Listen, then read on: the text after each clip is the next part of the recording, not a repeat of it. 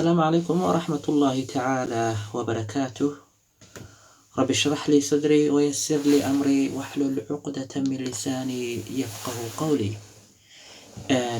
maanta waxaan qaadanaynaa cashar aada u muhiima oo ku saabsan qeybta higaada afka carabiga.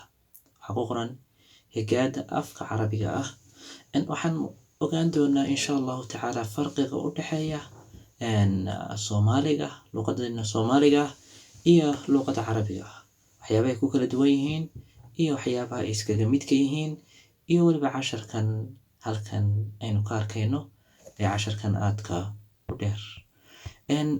carabigu, luqada carabiga waxay u qaybsantaa ama erayadeedu waxay gaadhayaan 28, halka soomaaliguna aan isleeyahay waxa uu yahay 21. marka dhowr eray ayaa u dhexeeya. maanta ka hadli mayno sida ay kala yihiin ama sida ay 28ka eray ay u yahay. halkan inooga muuqda waxa weeyaan 26 eray oo waxa ka dhiman 2 eray baa ka dhiman. 2 eray inta badan sidaasi qaybo ka mid looguma daro, laakiin waxaan filayaa qaybtan waa 28 eray bay ku dhan yihiin. qaybtan hore 28 bay ku dhan yihiin. qaybtan hore waanu ka soo baxnay, waanu soo dhiganay waxa la yidhaahdo iyo waxa ay yihiinba. qaybtana waa soo dhiganay isaga laftigeeda, casharadii ka horreysaan kusoo dhiganay. maanta waxaan qaadanaynaa qaybtani maxay tahay? qaybtani waxay tahay marka ugu horeysa, marka aan baranayno afka soomaaliga aynu baranayno, waxaa jirtay erayo qaabkan u qormi jiray: a iyo e iyo i iyo o iyo u. 5 eray waxaa loo yaqaanay shaqalo. shaqaladaasi waxaa lagu dari jiray tusaale ahaan oo kale ba'da oo kale marka la qorayo a baa lagu dari jiray, be'da oo kale marka la qorayo e baa lagu dari jiray, bo'da oo kale marka la qorayo o baa lagu dari jiray. marka nooc saas oo kale ah ayay ku shaqayn jireen. carabigu waxa uu leeyahay, carabiga tusaale ahaan inagu waxaynu lahayn a iyo e i o iyo u. carabigu waxa aanu lahayn waxa weeyaan eeda, taas ma laha. waxa kale oo aanu lahayn ooda. marka labada baa carabiga lagu tegi maayo, laga heli maayo. erayo u dhigmana laga heli maayo. meeshii e la isticmaalayay i baa la isticmaalayaa, meeshii o la isticmaalayayna u baa la isticmaalayaa. sidaas daraaddeed ereygan halkan ku qoran waxa uu markaasi kan oo kale waxa uu noqonayaa waxa yar ee dusha ka saaran xarafkaas. idaasna waxa uu noqonayaa waxa yar ee halkaa ku qoran. uduna waxa weeyaan waxa yar ee halkaa dul saaran. soomaaliga waxaa lagu yidhaahdaa waxa yar ee tan tusaale ahaan oo kale markaan tan ka hadlayno waxaa loo yaqaanaa kordhig. marka uu kan yahayna waxaa loo yaqaanaa hoos dhig. marka uu kaa yahayna waxaa loo yaqaanaa gudniin.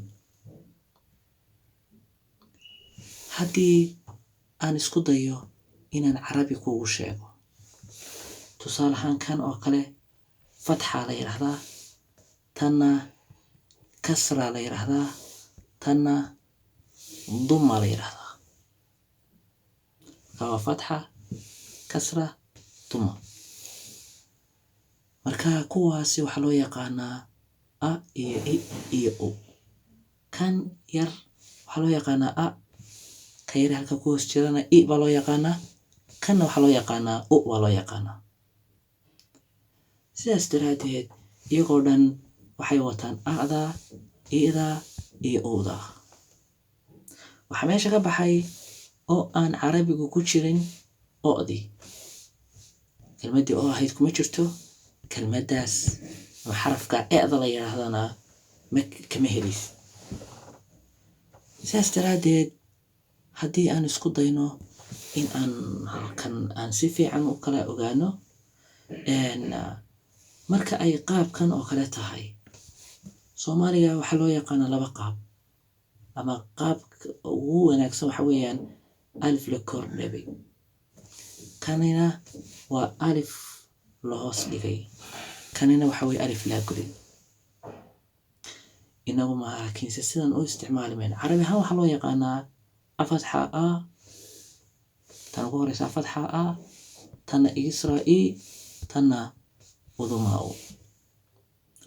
maanta saa u dhigan mayno, inagu higaad baynu ku jirnaa, qaababkaasoo dhan ma isticmaali doono. waxaan isticmaalinaa oo keliya waxaa loo yaqaano a iyo i iyo u. ba tan waa ba weeyaan, marka waxaa wadato waa ba, waa aniga oo qoray qaabka. tani iyadana waa bi, waa aniga oo qoray taasoo kale. tanina waa bu weeyaan, oo waa aniga oo qoray qaabkaas. waxaan iyo kaa yarba isleh, tan iyo tan ayaa islahaanaysa. markaa saas daraaddeed waa ba, bi, bu, ta, ti, tu, tha, thi, thu, ja, ji, ju.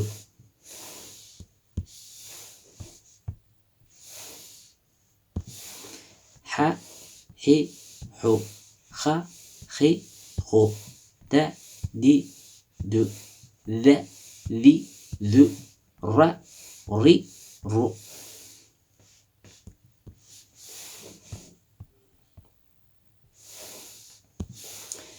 za, zi, zu, sa, si, su, sha, shi, shu, swa, si, su.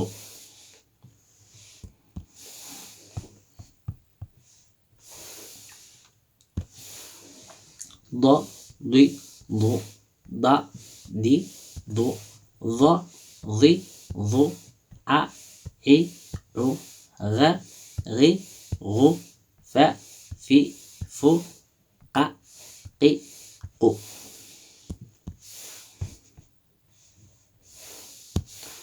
ka, ki, ku, la, li, lu, ma, mi, mu, na, ni, nu, wa, wi, wu, ha, hi, hu, ya, yi, yu.